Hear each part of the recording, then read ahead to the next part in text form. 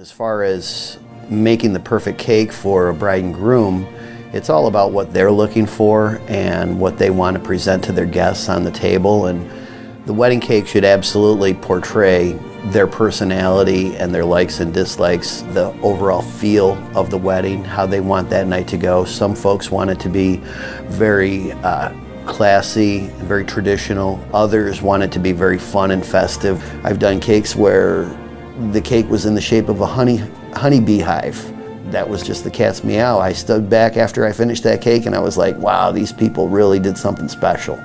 Basically, it's all about the construction. If I can construct the cake properly, then detailing it and decorating is just the final touch. In order to become a wedding cake maker, I had to pay a lot of dues along the way. I had a couple of really fabulous jobs that I learned so much at. I started out as a pastry chef. My impression of that cake should be that it should be light, moist, flavorful, delicious, and it should taste like it just came out of the oven.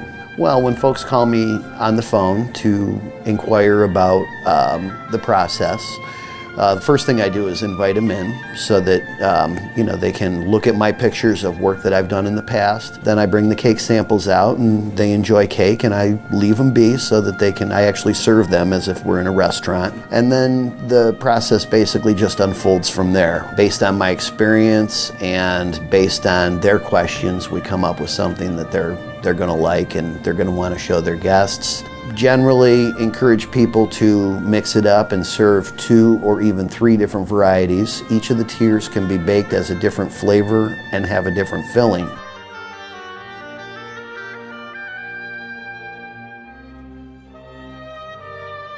Sometimes I do cookies, tea cookies, for the brides and the grooms to serve with coffee. Sometimes I do a full pastry spread so they can have a big sweets table presentation.